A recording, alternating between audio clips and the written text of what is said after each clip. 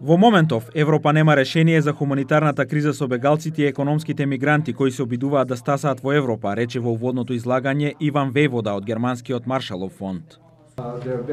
Има обиди да се реши проблемот, како на пример преку постигнување мир во Сирија, но бегалците не се само од Сирија. Има околу 2 милиони лица од Африка кои се подготвуваат да се упатат кон Европа.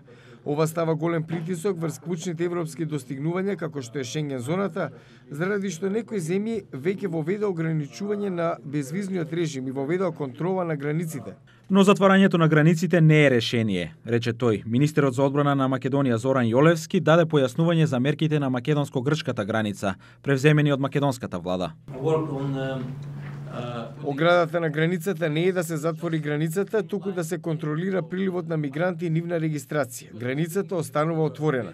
Но Македонија е загрижена за можната одлука некој од земјите од Шенген зоната да ја затворат границата, што би принудило илјадници мигранти да останат во Македонија. Според него, одлуката на Европската комисија да ги покани земјите од Балканската рута заедно со земјите на Европската унија да дискутираат е важен чекор во справување со проблемот. Тој сепак смета дека нешто друго е поважно во овој контекст. Треба да се забрза евроатлантската интеграција на земјите во регионот. Поканата на Црнагора во НАТО е чекор напред. Интеграцијата на Македонија во НАТО и Европската унија ќе има стабилизирачки ефект врз земјата. Овие политики ќе го зајакнат регионот.